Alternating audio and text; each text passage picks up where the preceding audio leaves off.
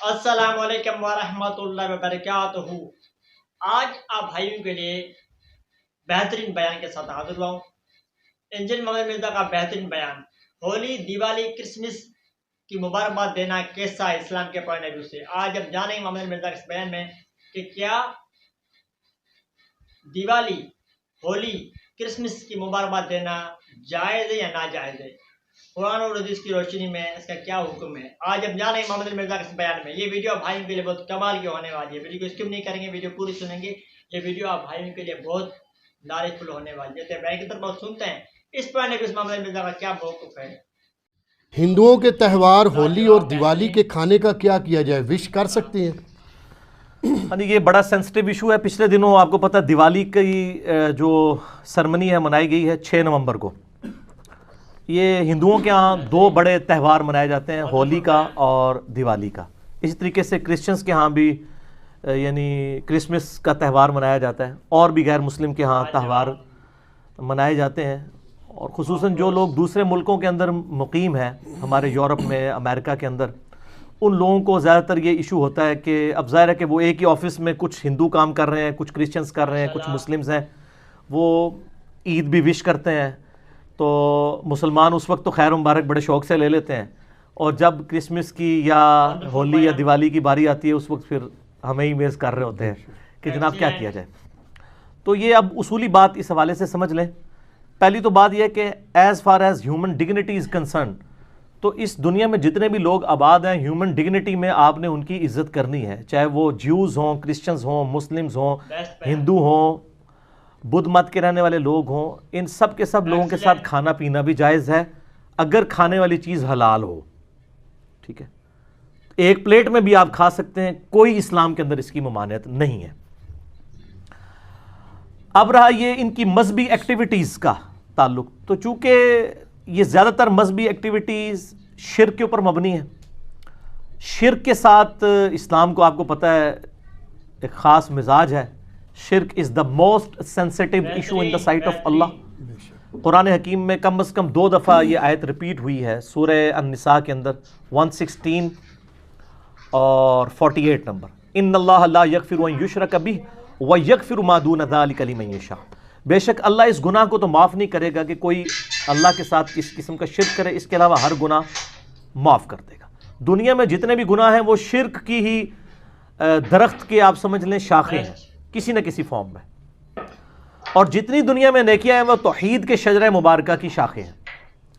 یہ جو مذہبی ایکٹیویٹیز ہیں دوسرے مذاہب کی، چاہے وہ جیوز کی ہوں، کرسچنز کی ہوں یا ہندوؤں کی ہوں، یہ زیادہ تر شرکی ایکٹیویٹیز ہیں۔ اب وہ شرکی ایکٹیویٹیز کے اندر مسلمان تو حصہ لے ہی نہیں سکتا۔ پھر کھانے پینے کا جو تعلق ہے، اگرچہ ان شرکی ایکٹیویٹیز کا کھانا پینا حلال بھی ہو، یعنی کوئی سبزی پکا کے لے آتا ہے، لیکن چونکہ وہ جس نام پر ہو رہی ہے نا وہ شرک والا معاملہ ہے، تو اس لیے اسلام اس کو انڈورس نہیں کرے گا۔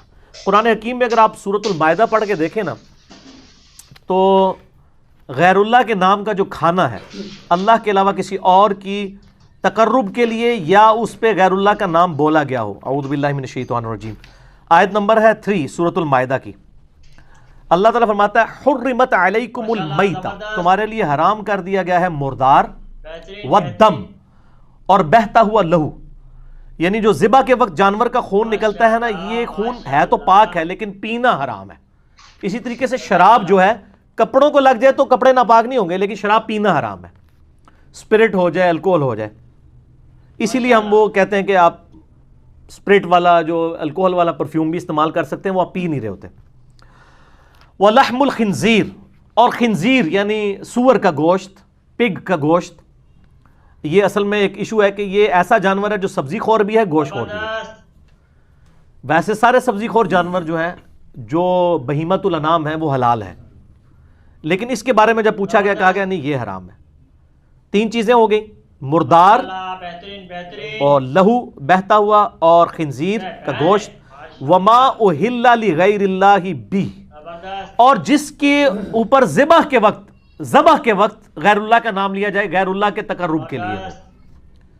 اور یہی پھر آیت آگے چلتی ہے، اس میں ایک الفاظ یہ بھی ہیں وما ذبح علی النصب، اور جو بتوں کے تھانوں کے اوپر ذبح کیے جاتے ہیں جانور، یعنی ان تھانوں پر غیر اللہ کے تقرب کے لیے جانور ذبح ہو رہے ہیں وہ بھی حرام ہوں گے، چاہے اللہ کا نام بھی ان پر لیا گیا ہو، تب بھی وہ حرام ہوں گے، کیونکہ تقرب جو ہے وہ غیر اللہ کے لیے ہے۔ صرف یہ نہیں ہے کہ ایک بندہ بسم اللہ اللہ اکبر پڑھ کے تو کسی بت کے سامنے ذبح کر دے تو وہ بھی حرام ہو جائے گا، تقرب اس بت کا ہو گیا، اگرچہ اللہ کا نام لیا ہوا ہے تب بھی تقرب والا معاملہ بھی سینسٹیو ہے۔ تو اسی طریقے سے اس طرح کی ایکٹیویٹیز کے جو کھانے پینے ہیں وہ اسلام میں حرام ہے۔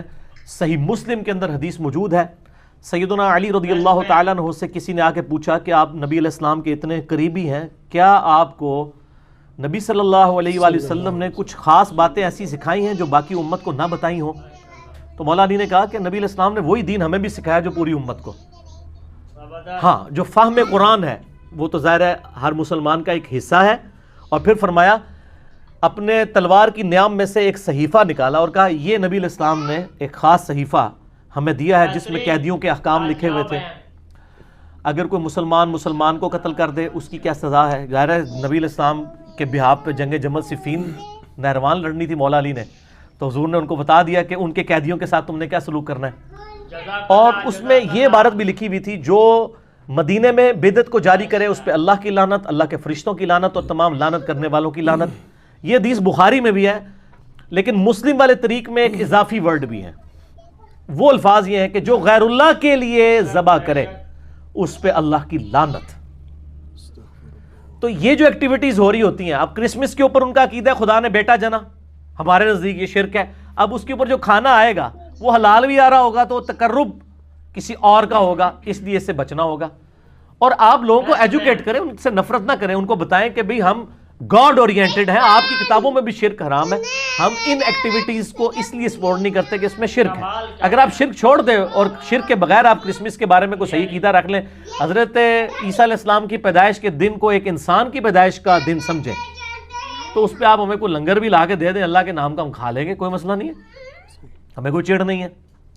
ہندوؤں میں بھی اگر آپ دیکھیں جو آریہ سماج کے لوگ ہیں، یعنی وہ تو بالکل یعنی اورینٹڈ ون گاڈ کے گرد ہیں، وہ تو یعنی ان کی کتابوں میں بھی خدا کا سٹیچو بنانا، بت بنانا، تصویر بنانا حرام ہے۔ اور ڈاکٹر ذاکر نائک نے پوری ویڈیو ریکارڈ کرائی ہے نا، سملیرٹیز بٹوین ہندوازم اینڈ اسلام، اردو میں بھی ہے اور انگلش میں بھی، آپ دیکھیں کہ ان کی کتابوں میں کس طرح کی توحید موجود ہے۔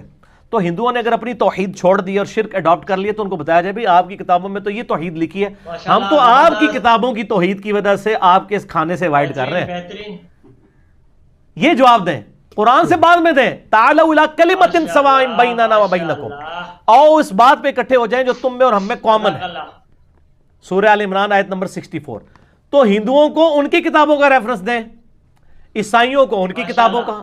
ایک اور لیکچر دیا ڈاکٹر ذاکر نائک نے، سملیرٹیز بٹوین کرسچینٹی اینڈ اسلام، اردو میں بھی ہے انگلش میں بھی، اس میں انہوں نے بتایا کہ اس میں بھی سور کا گوشت حرام ہے، شراب حرام ہے، یہ چیزیں ان کو بتائیں، تو انشاءاللہ تعالیٰ لوگ حق بات قبول کریں گے۔ آپ بتانے کا سٹائل آپ کا ٹھیک ہونا چاہیے۔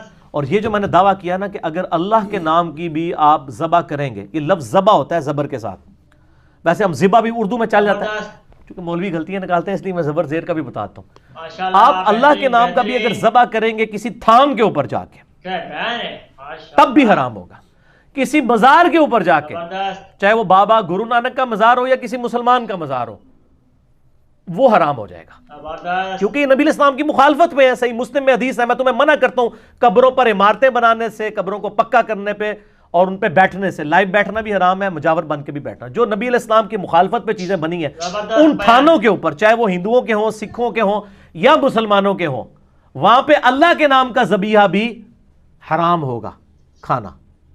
اس کے ثبوت میں سنن ابی داؤد کے اندر ایک حدیث موجود ہے، ایک صحابی نے منت مانی کہ میں مقام بوانا پر جا کر اونٹ قربان کروں گا۔ نبی علیہ السلام نے اس صحابی کو بلا کے پوچھا، یہ کسی خاص مقام پہ تم اونٹ جو ذبح کرنے جا رہے ہو، کیا زمانہ جاہلیت میں وہاں کوئی مشرکانہ میلہ تو نہیں لگتا تھا؟ ہائے ہائے ہائے ہائے، امام الموحدین صلی اللہ علیہ وآلہ وسلم، یار اگر پرانے زمانے میں لگتا تھا تو اب کیا مسئلہ ہے؟ اب تو نہیں لگتا نا، کدھر نے کہا جی شاہ جی دی یاد تازہ بھی ہوندی ہے نا، اے نہ کوئی کہہ دے جی پرانی یاداں دوبارہ جی تازہ ہو گئی ہیں۔ ان کا یا رسول اللہ کبھی مشرکانہ وہاں پہ میلہ یعنی نہیں لگا کرتا تھا۔ آپ نے کہا وہاں کوئی اس قسم کی یعنی ایکٹیویٹیز تو نہیں ہوتی تھی، کوئی خوشی کی ایکٹیویٹیز جو شرکیہ ہوں؟ بہترین. تو کہا نہیں یا رسول اللہ صلی اللہ علیہ وسلم. تو پھر آپ صلی اللہ علیہ وسلم نے ان کو اجازت دی اور فرمایا کہ خدا کی نافرمانی میں جو منت ہے وہ پوری نہ کی جائے، اور وہ منت بھی پوری نہ کرو جس پہ تم اختیار نہیں رکھتے ہو. جزاک اللہ.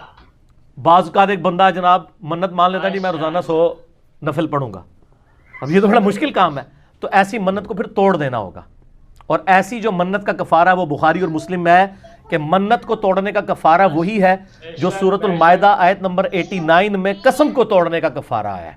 ایک غلام آزاد کرو، غلام نہیں آزاد کر سکتے تو تم 10 مسکینوں کو کھانا کھلاؤ. اگر نہیں کھلا سکتے یا 10 مسکینوں کو کپڑے لے کے دو. اگر یہ نہیں کر سکتے یعنی بہت غریب ہو تو پھر تم مسلسل 3 روزے رکھو. یہی کفارہ ہے منت توڑنے کا بھی. منت آپ توڑ بھی سکتے ہیں اور قسم توڑنے کا. تو نبی علیہ السلام نے فرمایا جس پہ تمہارا اختیار نہیں، جو مشکل ہو جائے، تمہارے بس سے باہر ہو جائے، وہ بھی منت پوری نہ کرو، اور اللہ کی نافرمانی میں بھی اپنی اس منت کو پورا مت کرو. اور جہاں تک تعلق ہے نا مشابہت اختیار کرنے کا، وہ ابو داؤد میں حدیث ہے جس نے جس قوم کے اندر مشابہت کی وہ اسی قوم میں شمار کیا جائے گا. یعنی اگر کوئی ریلیجس ایکٹیویٹیز میں حصہ لیتا ہے نا ہندوؤں کی، تو اللہ اور اس کے رسول کے ہاں وہ ہندو شمار کیا جائے گا، چاہے وہ مسلمان بھی ہو، اس کی داڑھی بھی ہو. یہ بڑا سینسٹیو ایشو ہے. جس قوم کی مشابہت یعنی مذہبی مشابہت، یہ نہیں ہے کہ آپ نے ٹائی پہن لی ہے تو یہ مذہبی مشابہت ہے، اور ٹائی کو سلیب کے ساتھ جوڑتے ہیں. اور یار سلیب کے ساتھ ہوتا تو ویٹیکن سٹی میں بیٹھا ہوا پاپ جو ہے وہ بھی ٹائی لگا کے رکھتا. اس نے تو کبھی ٹائی نہیں پہنی، اس نے سلیب ہی لٹکائی ہوتی ہے. سلیب نہیں، یہ ٹائی تو مسلمانوں کی ایجاد ہے. خلیفہ ہارون رشید کے دور کے اندر یعنی یہ معاملات چلے ہیں. یہ کوئی مذہبی ان کا سمبل نہیں ہے. آج ہندو بھی ٹائی پہنتا ہے، آج مسلمان بھی پہنتا ہے، سکھ بھی پہنتا ہے، عیسائی بھی. یہ مذہبی نہیں ہے. مذہبی مشابہت حرام ہے. تو ٹائی پینٹ کوٹ کے اندر، پینٹ شرٹ کے اندر سارا وہ گھسا دیتے ہیں، کہتے ہیں یہ آپ ان میں سے اٹھائے جائیں گے. اور انہی مولانا صاحب کو پوچھیں کہ آپ کے جیب میں جو مرید نے 40,000 روپے کا مفت آپ کو 76 موبائل گفٹ کیا ہوا ہے. 76 موبائل میں ذرا اس کو جوک کے طور پہ کہتا ہوں، اتنا لمبا موبائل جو سمارٹ فون ہے، یہ کافروں کا نہیں بنایا ہوا ہے، یہ مشابہت نہیں ہوگی. کہتے نہیں اس کی نہیں ہوگی مشابہت. وہ کہتے ہیں دیکھیں کوئی مذہبی ایکٹیویٹی تو نہیں ہے نا. تو سر پینٹ شرٹ کون سی مذہبی ایکٹیویٹی ہو گئی ہے؟ مذہبی ایکٹیویٹی کوئی شخص گلے میں سلیب لٹکا لے، ماتھے پہ سندور لگا لے، ہاتھ میں راکھی باندھ لے، یا سکھوں والا کڑا پہن لے، ٹھیک ہے، جو مذہبی ایکٹیویٹی ہو، مذہبی ایکٹیویٹی کو فالو کرنا اس قوم میں شمار ہوگا. اس طریقے سے ہولی، دیوالی اور یہ آپ کی کرسمس ہے، یہ چونکہ مذہبی ایکٹیویٹیز ہیں، ان کو آپ نے اوائڈ کرنا ہے، لیکن اخلاقیات کے دائرے میں. بدتمیزی نہیں کرنی اور ان کو اپنا سینسٹیو ایشو بتانا ہے ان کی کتابوں سے کہ تم تو اپنے دین کو فالو نہیں کر رہے، تمہارے دین کو بھی ہم ہی فالو کر رہے ہیں اور ہم اپنے دین کو بھی فالو کر رہے ہیں. قرآن سے نہ ان کو بتائیں. سب سے پہلے ان کو تعالوا الی کلمۃ سواء بیننا و بینکم، ان کو بتائیں کہ خدا کے ساتھ آپ کی کمٹمنٹ ہونی چاہیے. ہم چونکہ مسلمان خدا اورینٹڈ ہیں، اس لیے ہم ہولی، دیوالی یا کرسمس کے اوپر جو آپ وش کرتے ہیں یہ چونکہ شرکی ایکٹیویٹیز ہے، اس لیے ہم آپ وش نہیں. آپ اس کے علاوہ وش کریں. اگر کوئی انڈیا کی ٹیم کبھی کرکٹ میچ جیتتی ہے تو آپ خوشی میں ٹافیاں بانٹتے ہیں تو مسلمان بھی کھا لیں گے، کوئی مسئلہ نہیں ہے. ٹھیک ہوگا، ہمیں کوئی اعتراض نہیں ہوگا. یہ مذہبی ایکٹیویٹی نہیں ہوگی. ونس جب آپ مذہبی ایکٹیویٹی کریں گے، کفار کے ساتھ مشابہت ہوگی، وہ بڑا پھر سینسٹیو ایشو ہو جائے گا. اس لیے اس کو آپ نے اوائڈ کرنا ہے. اس کو اوائڈ کرنے کا طریقہ بھی میں نے بتا دیا. خالی میں لاہور کا راہ نہیں دسیا، لاہور جانے کا کرایہ بھی دے دیا. صرف راستہ نہیں بتایا آپ کو کہ اس طریقے سے اس ایشو کو غیر مسلم ملکوں میں رہنے والے لوگ ٹیکل کریں. ہندو کوئی کہ ان کو کہ آپ کی کتابوں میں شرک غلط لکھا ہوا ہے، غیر اللہ کے نام کی نیاز نہیں ہو سکتی. کرسچنس کو بھی بتائیں اور کہیں کہ یہ آپ اپنی کتابوں پہ نہیں چل رہے. دیکھو ہم مسلمان آپ کی کتابوں پہ آپ سے بڑھ کر چل رہے ہیں. آپ بھی ان چیزوں کو دیکھیں. ٹھیک ہو گیا؟